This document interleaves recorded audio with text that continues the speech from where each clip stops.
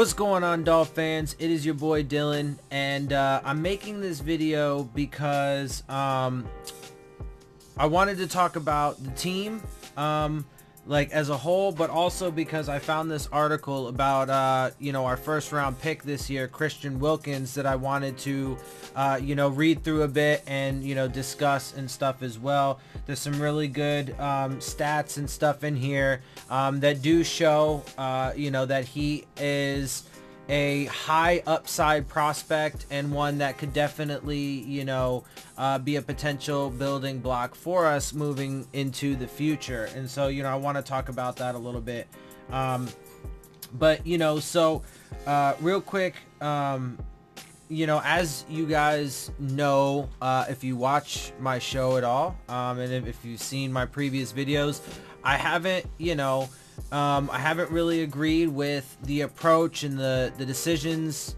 taken by this organization and this regime since they've been instilled. So just a quick recap. Obviously, I didn't think that the last regime was given an adequate amount of time. If you guys know anything about me, I advocate for regimes to have a full 5 years. I thought they were cut short, but then the new regime came in. I do like them as people. They seem like nice folks and their resumes are impressive, but again, like I said, I didn't really agree with the approach that they took with the massive purge. I didn't really like their approach to the draft and how they ended up deciding to go about it.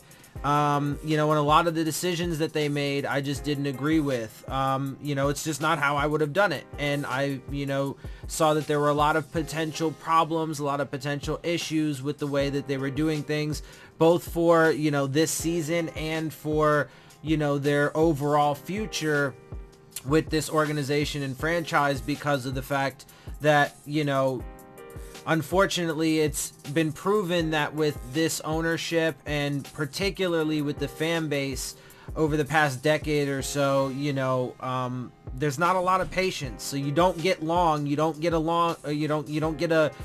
large window to prove yourself. So, and it's almost never 5 years. So, but that's what I advocate for, because that's what I personally believe gives a regime an opportunity, a legitimate opportunity to, overcome some adversity, really, instill their culture and the things that they want to do, get drafts and give those, a few drafts under their belt and give the coaching staff time to, develop those guys. But just because I, don't necessarily agree with anything or with most of the things that they did, doesn't mean that there aren't, still good things. We still do have a lot of, good young core talent that we drafted over the past few years.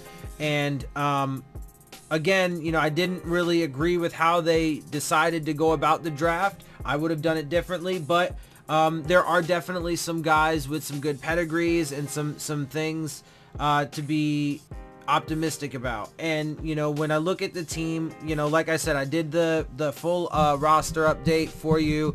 It looks like the defense probably will be a strength, and especially if a guy like Christian Wilkins can step in right away and play at a high level and do some good things for us. I think that we have the linebacking core, and for the most part the secondary, maybe minus the number 2 corner opposite Howard,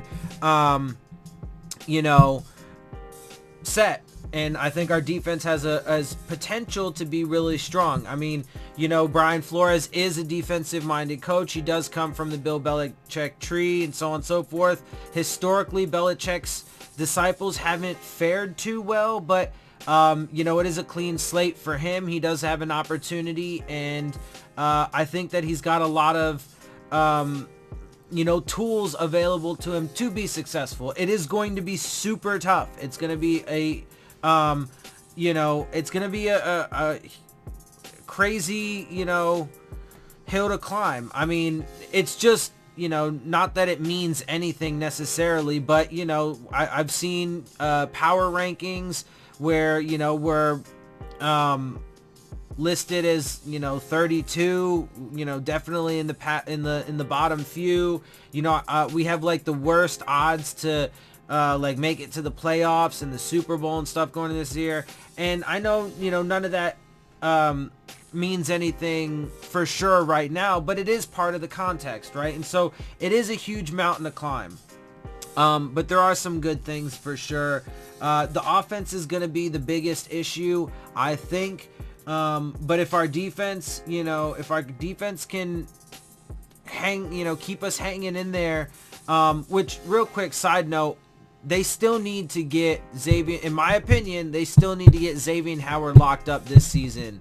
And I think they'd be foolish not to. But anyway, that's for another day. So, I do want to highlight a little bit, of some of the things that, we can look forward to with some optimism, right? So, because like I said, I do like the coaching staff overall. I don't really agree with the decisions that they've made, but, they have a chance to prove me wrong, right? So, they're doing things that, I wouldn't have done. I would have taken, a different approach with a lot of things, but they're, at the end of the day, they're the ones that are doing it, right? They're the ones that have the jobs, not me. All I can do is give you guys the facts and then my analysis on top of it.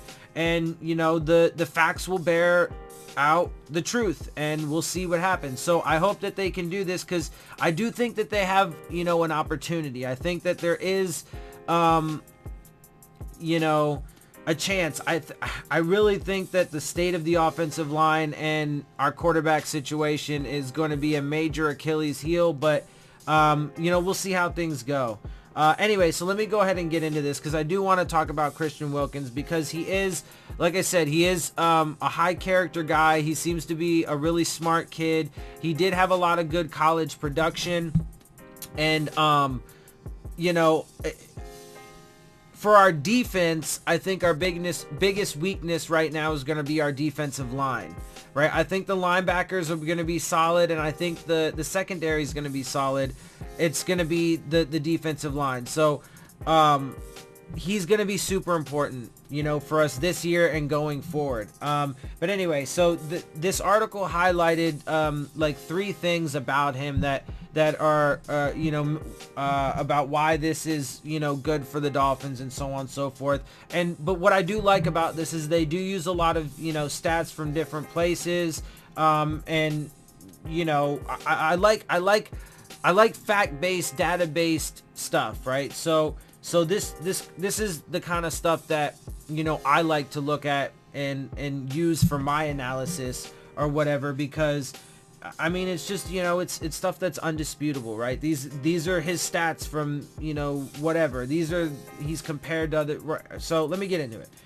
So first they talk about how he's balanced, right? A former 5-star recruit with an illustrious collegiate career at Clemson, Wilkins is a freakishly athletic defensive interior for his size. He's 6'6", 315 pounds, that wins with great burst and quickness off the snap. With favorable traits to improved technique in year 4 of his Tigers tenure, he earned a career-high 93 overall grade in 2018, ranking 3rd among the 227 draft-eligible defensive linemen with 4 or more defensive snaps played this past season. So, if you recall, as I had said about the draft, I loved the Christian Wilkins pick after day 1. The only reason why I soured on the pick at all wasn't because of the kid or his talent or his production or anything like that. We obviously still need to see how he's going to translate to the NFL and so on and so forth, but it wasn't his talent or his production or really the quality of him as a player. I mean, obviously when you compare him to the overall draft class of defensive linemen, he was probably like the 7th overall best defensive lineman, right? When you include pass rushers and stuff as well, right? And then, you have defensive tackles that are, like nose tackles in 3-4 schemes, or you have, left and right defensive tackles that are 4-3, right? So, that's defensive lineman as a whole, right? So he was definitely, you know, up there in quality. He's definitely a first round guy without question. You know, depending on how the board fell, you know, maybe more like a middle to late round guy. But how it fell, you know, we took him at 13. But my problem with it really was, and the only reason why I soured on it was because of the fact that there was a massive run, which you know, the stats bore that out. I did a breakdown for you guys in one of my previous videos and showed you that there was a run on the defensive lineman in the first round. And because of that, I thought that the better value overall would have been to take an offensive lineman in the first round, get like Garrett Bradbury, you know, like the top offensive lineman or like the number 2 offensive lineman in the entire draft, and then get a defensive lineman in round 2 and then pick up Will Grier in round 3. And, you know, again, in one of my previous videos, I showed that, you know, that would have bore out. We could have gotten Will Grier, you know, whatever. Anyway, so, I mean, obviously that's not what happened, but that was really just my big thing. I just would have done it differently, right? I would have chosen to take a different approach. But again, it has nothing to do with him. I thought it was a great pick. I still think it was a great pick. I think, you know, like it's weird to try and phrase this, right? Because like I don't want people to think that like I don't like him or like the pick itself. Like, you know, again, I would have done it differently. I just would have done it differently anyway. So but there you go. He had a 93 overall grade, which is obviously phenomenal. He appears to have, you know, made steady progress throughout his collegiate career. He was ranked the 3rd overall eligible defensive lineman out of 227 draft eligible defensive linemen, but that's like that's based on the grade, right? So that's not necessarily like the experts and scouts and, you know, analysts. That's like his Pro Football Focus grade, right? But that's great, right? So he proved in college that he's a very capable interior defensive lineman. The 93 mark is also the 3rd best single season mark of any qualifying Power 5 interior defensive lineman in the Pro Football Focus college era from 2014 to present. So that's really impressive. Only Quinnen Williams had a 96 in 2018, and Maurice Hurst a 94.4 in 2017 rank ahead of Wilkins on the list.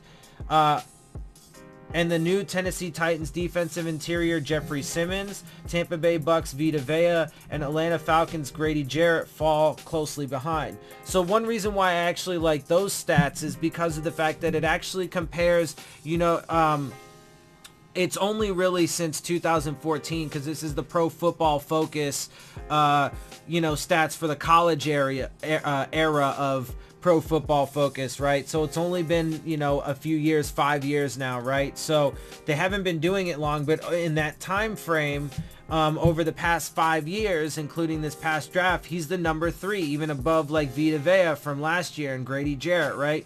Some of these guys are really great. I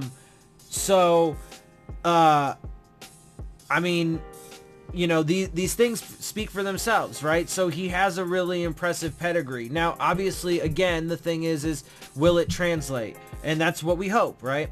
Wilkins' historically dominant overall grade is propped up by strong pass rushing and run defense grades, as he also ranked 3rd among qualifiers in 2018 in run defense with a 93.6 and 7th in pass rush grade at 91. That's phenomenal. That's phenomenal. Obviously, he had a 93 overall grade, but that's great. That means he's capable of doing, you know, both things, the two things that you want a defensive tackle to be able to do. Now, we also have Devon Godshaw and Vincent Taylor. Akeem Spence is still around.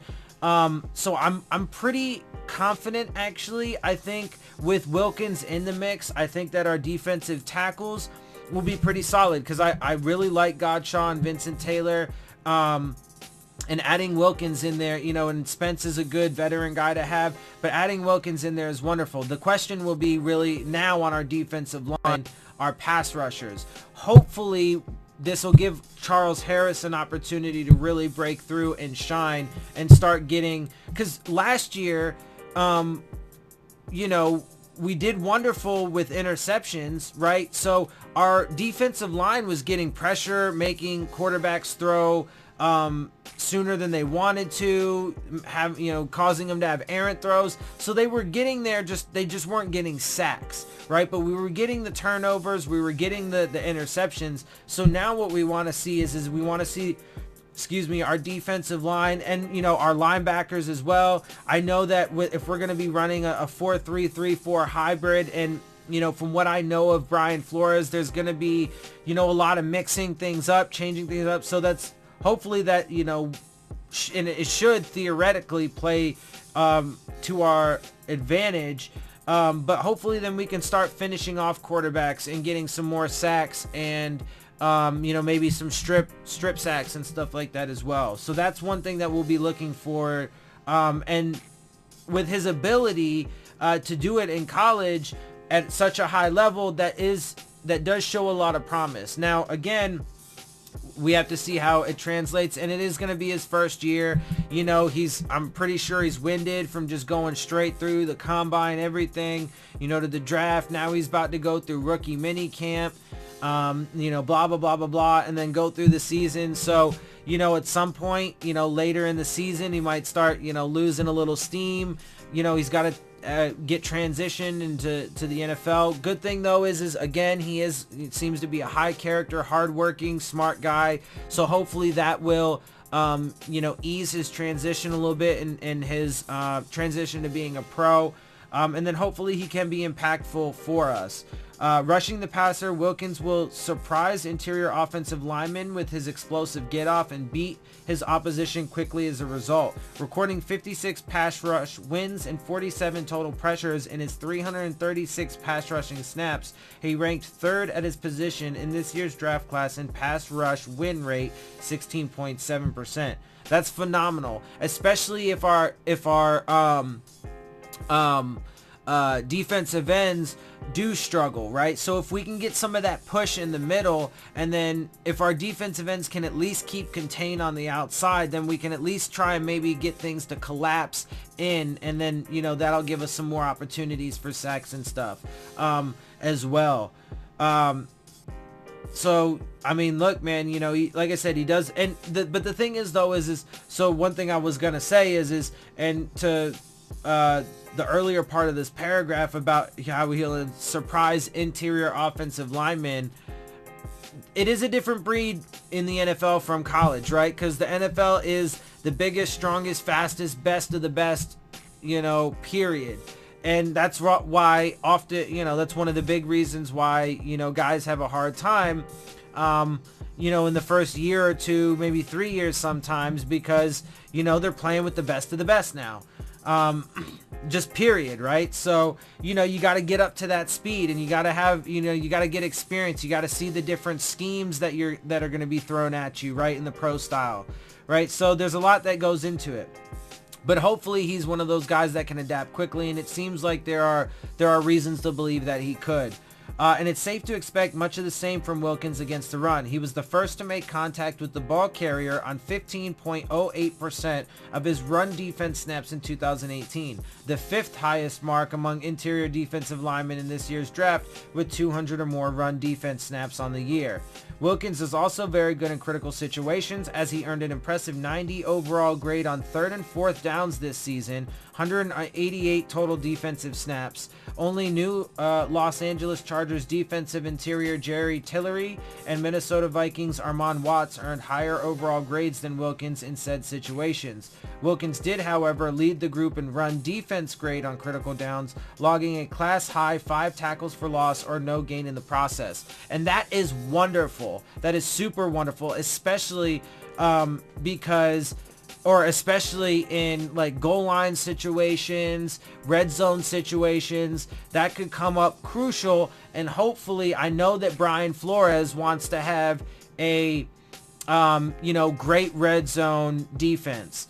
You know, the Patriots do tend to have a good red zone defense, you know, so I know that's one thing he's going to be trying to bank on, and he's definitely a great pickup for, Brian Flores. So see, and that's what I'm saying, right? So I do love Christian Wilkins. I would have done this draft differently, but I do love Christian Wilkins, and he is a guy that could be a major building block for this organization and this franchise and for this regime to hang their hat on, right? But they got to develop him, and they need the time, right? So if the team overall struggles for the next few years while we're doing this rebuild, I don't want people to just, cut it before it's had, it's time to really bloom, Anyway, positional versatility, obviously another great thing, especially if we're going to be playing a hybrid 4-3-3-4 kind of defense. Wilkins' experience up and down the Clemson defensive line speaks to his impressive athleticism and positional versatility. He played 1,473 defensive snaps head up or inside the tackles and away from the center, 434 head up or shading the center, and another 614 outside the tackles. His 88.9 career grade head up or inside the tackles and away from the center 3 technique is easily his best, but he still earned solid career grades at nose, 78, and edge defender 77.4. So obviously he's a bit weaker in that regard, but that's okay because that's not exactly his, mainstay, right? That's not exactly his primary position, if you will, right? And that's fine. But those are areas obviously that he would probably say he would like to improve upon and so on and so forth. And if he does, and I'm sure he will, then that can only, spell more good things for us. When positioned either head up or inside of the tackles pre-snap, Wilkins' career pass rush grade was 81.2. He recorded a whopping 102 pass rush wins and 86 total pressures across his 892 pass rushing snaps from said alignment. His pass rush grade 69.4 dropped when positioned outside of the tackles pre-snap. So that is a pretty significant drop, and obviously an area in which he would need to improve, but he certainly has time, and hopefully this team or this coaching staff can develop him and get him to improve in those areas.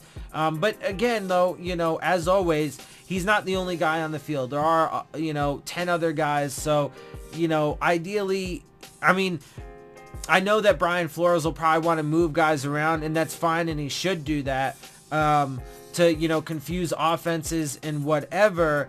But, ideally he probably is going to play in the middle there most of his snaps, and that's probably where he should. And then, we're going to need, other guys, our defensive ends, to hold their own. So, let's see. He earned 81 plus career run defense grades at nose and edge defender, while also logging an elite 90.4 run defense grade at 3 technique.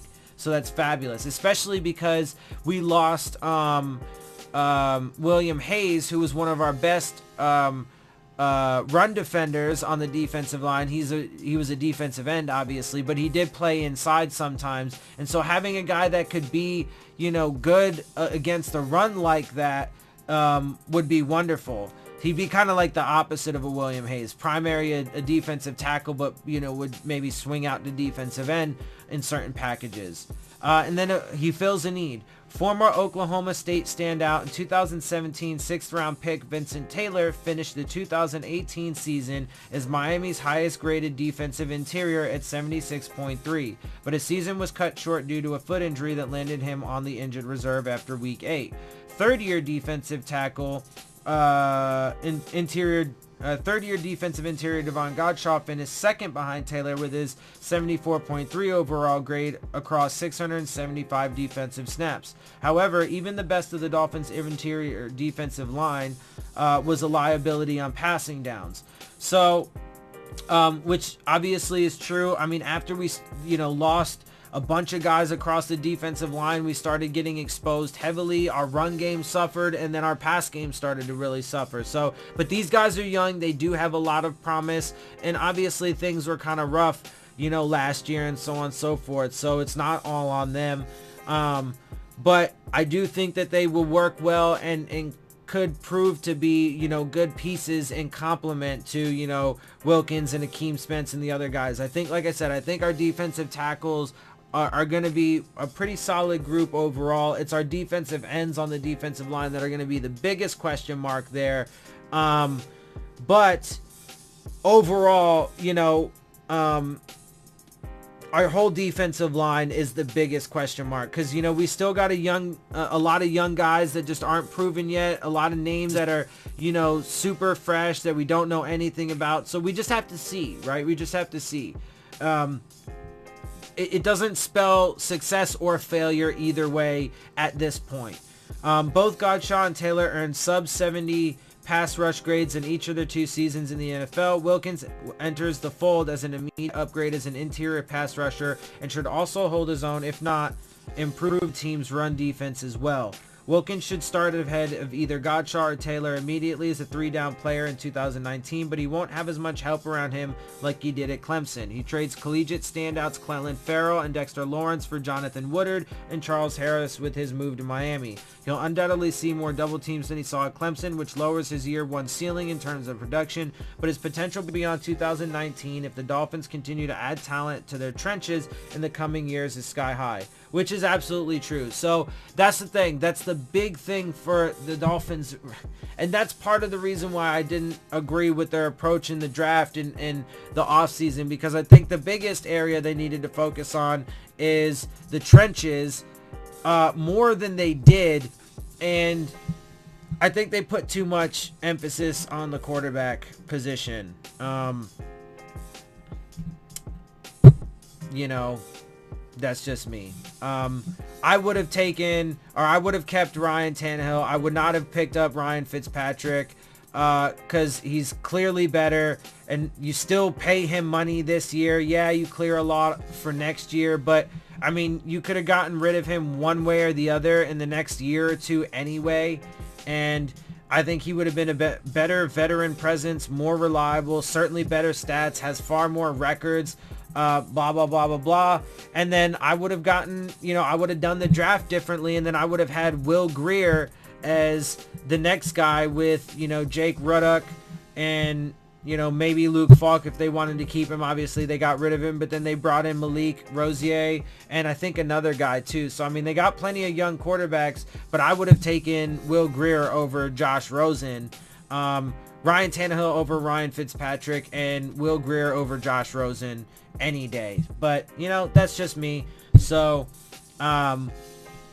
anyway, like I said, there are a lot of good things, and but they got to prove it. And so look, and that's been another one of my big things here over this offseason is not just necessarily that I personally disagree with, you know, a lot of the moves, but I'm not going to give them credit until they earn it, right? So we have to see how things go here in training camp and then through the preseason, and then we got to see how things turn out this season.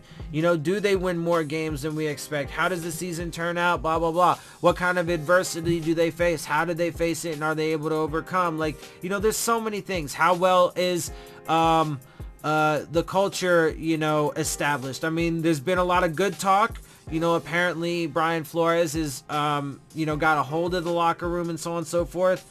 So that's good. We'll have to see. I mean, you know, they said the same things about Adam Gase and Joe Philbin and so on and so forth when they first came around. And every coach is talked about like that in their first year when they first get hired, right? So, we'll see. We'll see. But there are some good signs and there are some good things. So, you know, it's not all doom and gloom. Like I said, frankly, it just comes down to the fact that I would have done things differently, right? And I've spelled out a lot of the reasons why I have concerns with their approach that they've taken. But they have the chance to prove it. And again, one last time, and I'll end on this, is I advocate for them to have a full 5 years regardless of how the first 3 turns out. Anyway, so I'm gonna go ahead and get out of here, guys. I hope you guys enjoy my videos. If you do, make sure you hit the subscribe button, make sure you hit the like button, make sure you hit the bell if you want to get the alerts. Leave your questions, comments, and concerns down in the comment section, and as always, make sure you follow me on Twitter at Dillon Tartaro. And with that, I'm out. I'll see y'all soon. Fins up.